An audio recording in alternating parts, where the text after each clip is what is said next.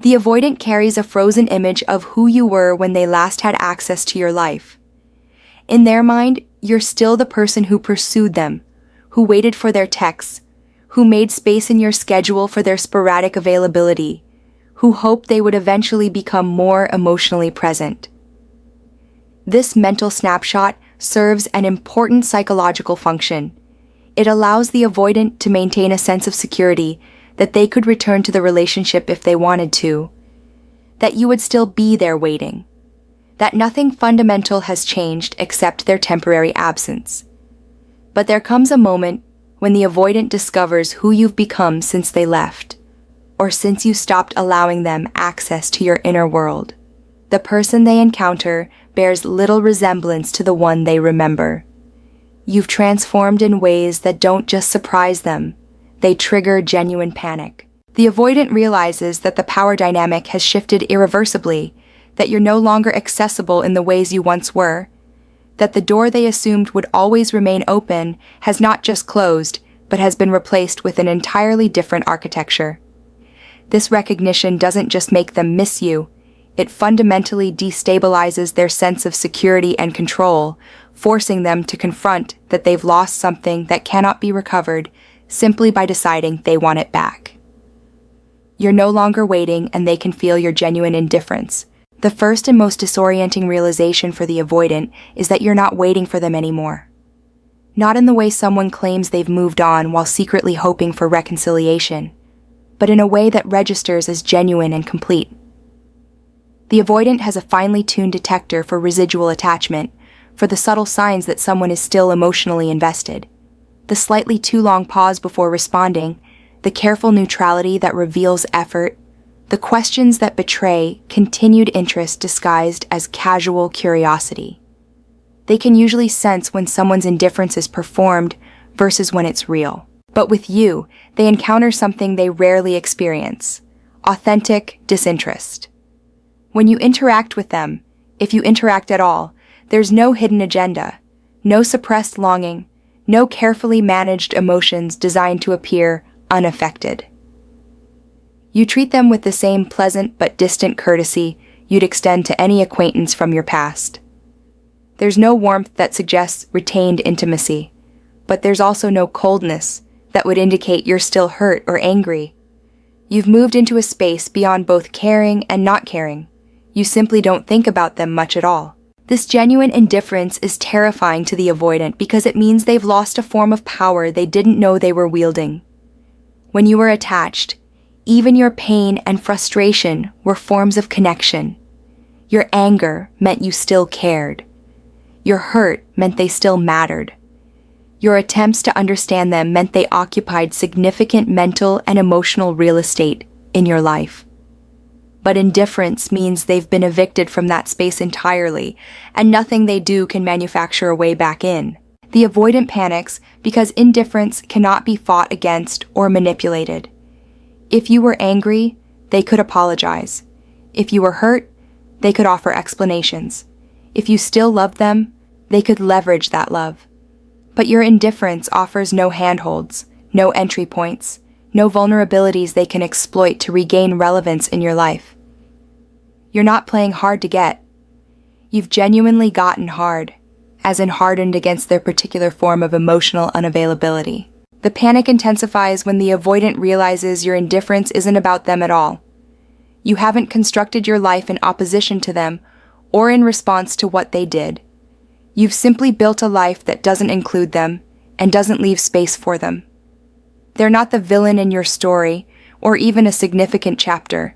They're a footnote, a minor character who appeared briefly and exited without altering the plot. This relegation to insignificance is more painful than being hated could ever be. What truly unsettles the avoidant is recognizing that your indifference is sustainable. It's not a phase you'll grow out of, or a wall that will crumble with the right words. It's the natural result of someone who fully processed the relationship, extracted whatever lessons it offered, and genuinely moved forward. You're not suppressing feelings for them. You're simply not having feelings about them. The avoidant realizes they've become genuinely optional in your life, and optional things are easily left behind. You've developed the exact traits. They claim to value and now they see what they lost. Throughout the relationship, the avoidant likely emphasized their appreciation for independence, emotional self-sufficiency, and people who have their own lives. They wanted someone who didn't need them, who could be alone without falling apart, who had interests and friendships that existed separately from the relationship. They used these stated preferences to justify their emotional distance and to frame their partner's normal relationship needs as excessive dependence. But now, encountering you after time has passed, the avoidant sees that you've embodied these qualities in ways you never did while trying to maintain a relationship with them. You've become genuinely independent, not as a strategy to attract them back, but as a natural evolution of focusing on yourself rather than on an unavailable partner. You have a rich social life, fulfilling work, hobbies you're passionate about, and a sense of self that doesn't require external validation.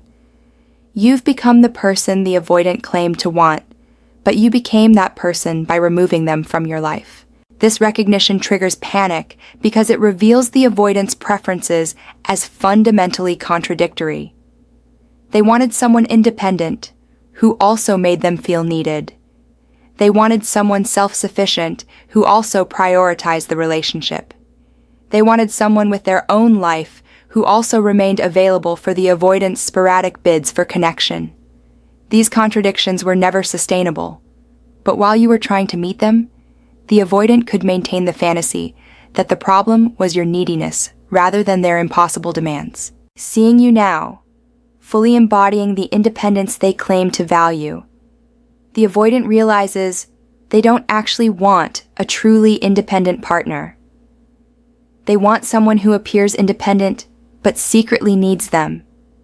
Someone who has their own life but makes the avoidant the center of it. Someone who doesn't chase but also doesn't genuinely leave. You've called their bluff by becoming actually completely independent. And it's not attractive to them the way they thought it would be. It's threatening. The avoidant also sees specific changes that represent losses they didn't anticipate. You're more confident, carrying yourself with an assurance that comes from no longer seeking validation from someone who withheld it. You're more selective about who gets your time and energy, having learned the cost of investing in people who don't reciprocate. You're clearer about your boundaries and more willing to enforce them, having experienced what happens when you don't. These are all positive developments, but to the avoidant, they represent barriers that didn't exist before. What panics the avoidant most is recognizing that these changes are permanent, not performative. You didn't develop independence to win them back. You developed it to build a better life. You didn't become self-sufficient to prove a point. You became self-sufficient because depending on them was unsustainable and painful. The person you've become isn't a version of yourself designed to attract the avoidant. It's a version designed to protect yourself from people like the avoidant. The avoidant realizes that even if you were to reconnect, they couldn't relate to this version of you the way they related to the old version. This new you wouldn't tolerate their emotional unavailability, wouldn't wait days for responses to texts, wouldn't accept breadcrumbs of affection, wouldn't accommodate their need for excessive space. They've lost not just your presence, but your patience, your willingness to accept less than you deserve, and your hope that they would eventually become emotionally available. You're thriving in ways that make their own life look empty by comparison. The avoidant typically experiences relief in the aftermath of a relationship ending, enjoying the freedom from emotional demands and the return to their comfortable isolation. They convince themselves that their life is full and satisfying, that they made the right choice in prioritizing independence over connection. But then they see evidence of your life now, whether through social media, mutual friends, or direct encounter, and the comparison is devastating. You're not just surviving without them. You're flourishing in ways that make it obvious the relationship was holding you back. You're traveling to places you always wanted to visit. You're pursuing goals you'd put on hold. You're surrounding yourself with people who actually show up for you. You're engaging with life in vibrant, expansive ways that the constrained dynamic with the avoidant never permitted. Your life has color, energy and forward momentum that's visible to anyone paying attention. This thriving triggers panic in the avoidant because it contradicts the story they told themselves about the relationship. They believed their emotional unavailability was acceptable because you seemed okay with it, that their minimal effort was sufficient because you stayed. But your current thriving reveals that you weren't okay. You were just accommodating someone who took far more than they gave. The relationship wasn't a neutral presence in your life. It was actively diminishing you, and your flourishing in its absence makes that diminishment obvious in retrospect. The avoidant also confronts an uncomfortable comparison between your life and theirs. While you've been growing, exploring, and building, what have they been doing? Usually, the same things they were always doing: working, maintaining surface-level friendships, engaging in familiar routines that feel safe but not particularly meaningful. Their life hasn't expanded in your absence. If anything, it's contracted because they no longer have even the limited connection you provided. The independence they fought so hard to maintain looks less like freedom and more like stagnation when contrasted with your obvious growth. What's particularly unsettling for the avoidant is seeing that you're happy, not the performed happiness of someone trying to prove they're over a relationship, but genuine contentment that radiates from someone who has found or created a life that actually satisfies them. The avoidant realizes that whatever you had together wasn't making you happy, that their presence in your life was at best neutral and at worst actively preventing you from accessing the joy that now seems effortless for you. The avoidant panics because your thriving suggests they were the problem, not the relationship dynamics they blamed on incompatibility or bad timing. If you're this happy and successful without them, it means the limitation wasn't in you or in circumstances. It was in their emotional unavailability and their unwillingness to show up fully. This recognition is devastating to the avoidant's self-concept because it means they were the deficient one, the one whose limitations constrain the relationship's potential. The comparison also makes the avoidant's own life feel empty in ways they hadn't acknowledged. They've been telling themselves they're fine, that independence is fulfilling, that they don't need deep connection to be satisfied. But seeing your vibrant, connected, joyful life makes their isolated existence look barren rather than enviable. They realize that what they've been calling contentment is actually just the absence of discomfort, and that's not the same as genuine fulfillment. You're with someone new, who can actually meet you where you are. Perhaps nothing triggers avoidant panic quite like discovering you've entered a new relationship, particularly when that relationship appears healthy, reciprocal, and characterized by the emotional availability the avoidant could never provide. The avoidant sees you with someone who texts back promptly, who makes plans and follows through, who expresses feelings openly, who seems genuinely excited to be with you. This person is doing everything the avoidant couldn't or wouldn't do, and you're clearly thriving in that dynamic. The panic stems from multiple simultaneous realizations. First, the avoidant sees that you're capable of being happy in a relationship, which means the problems in your relationship with them weren't about your excessive needs or incompatibility with partnership in general. They were about the specific dynamic the avoidant created through their unavailability.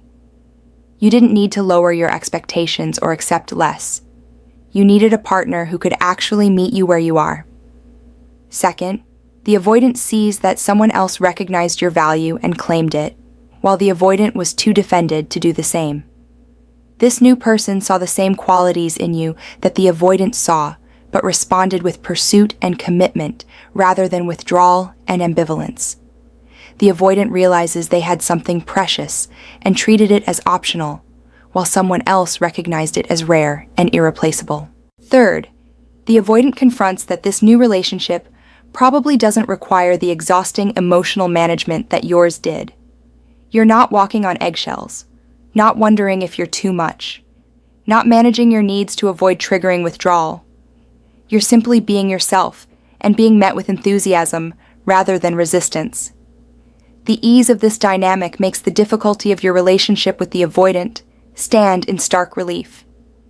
The avoidant also experiences jealousy, though they may not recognize it as such. They're accustomed to being the unavailable one, the one who creates distance, the one who holds power through withholding. But now you're the unavailable one, not because you're playing games, but because you're genuinely invested elsewhere. The avoidant is experiencing what it feels like to be the less important person in someone's life, and it's deeply uncomfortable. What panics the avoidant is recognizing that this new relationship represents a closed door rather than just a temporary obstacle. You're not keeping yourself available to them while exploring other options. You've genuinely moved on to someone who can offer what the avoidant couldn't, and returning to the avoidant's emotional limitations would be a regression you have no reason to make. The avoidant isn't competing with your memories of them. They're competing with your present reality, and present reality is winning. The avoidant also sees their replacement as evidence of their own inadequacy. They told themselves that their emotional limitations were just who they are, that any partner would have to accept them. But you found someone who doesn't have those limitations, someone who can be emotionally present and vulnerable and committed. This proves that the avoidance limitations aren't universal or inevitable. They're specific to the avoidant's unhealed wounds and unwillingness to work on them. You've become someone who would never choose them again. The final and most destabilizing realization for the avoidant is that even if circumstances aligned, even if they showed up differently, even if they declared their feelings and fought for reconciliation, you would still say no. Not because you're trying to protect yourself from being hurt again, and not because you're punishing them, but because you've become someone whose values, standards, and self-concept are fundamentally incompatible with what the avoidant offers. The avoidant sees that you've upgraded your baseline expectations for how you should be treated in relationships. You no longer accept inconsistent communication, emotional unavailability disguised as independence, or breadcrumbs of affection offered sporadically. You've learned what reciprocal love looks like, what emotional presence feels like, what it means to be with someone who actually wants to know you deeply. Having experienced these things, you can't unknow them or return to accepting less. This transformation is different from someone being bitter or closed off after being hurt. You're not rejecting the avoidant from a wounded place. You're rejecting what they represent from a healed place. You've done the work to understand why you accepted their treatment in the first place. Perhaps your own wounds, your own attachment patterns, your own lack of self-worth. You've healed those wounds, and in healing, you've become someone who would never choose an avoidant partner again. The avoidant panics because they realize there's no pathway back. They can't promise to change because you no longer believe in their promises. They can't gradually win you back because you're not interested in gradual. You've learned that people who genuinely want to be with you show up consistently from the start. They can't leverage your love for them because while you may have residual fondness, you love yourself more than you could ever love someone who treats you poorly. What's particularly terrifying for the avoidant is recognizing that you see them clearly now in ways you couldn't see them during the relationship. You understand that their emotional unavailability isn't quirky independence. It's unhealed trauma they're unwilling to address. You recognize that their need for space isn't healthy boundary setting. It's avoidance of genuine intimacy. You see that their hot and cold behavior isn't mysterious depth, it's predictable attachment patterning. This clarity means you can't be manipulated or confused back into accepting their limitations. The avoidant also realizes that you've become someone who would bore them or trigger them in equal measure. The qualities that made you willing to accept their emotional unavailability, your patience, your hope, your willingness to wait, are gone. You're no longer someone who will accommodate their patterns, which means even if you did reunite, the dynamic would be entirely different and probably uncomfortable for the avoidant. They'd either have to actually show up emotionally, which terrifies them, or you'd leave again, which proves their efforts were futile. The ultimate panic comes from understanding that they've permanently lost access to the version of you that loved them. That person doesn't exist anymore. You've evolved beyond them, and evolution doesn't move backward. The avoidant is left wanting something that no longer exists. Your old acceptance, your old patience, your old willingness to see the best in them despite evidence to the contrary. They're nostalgic for a version of you that you outgrew when you stopped allowing their treatment, and there's no way to resurrect what you've intentionally and healthily left behind. The avoidant realizes, often too late, that their assumption of permanent availability was their biggest miscalculation. They thought they could explore their independence, keep you at arm's length, and return when or if they felt ready for more connection. But you didn't stay static waiting for them. You became someone who doesn't wait for people who don't choose them fully. You became someone who values themselves too much to accept emotional unavailability.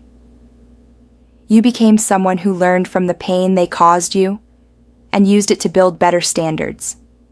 You became someone who would never choose them again, and that irreversible transformation is what finally makes them understand what they lost.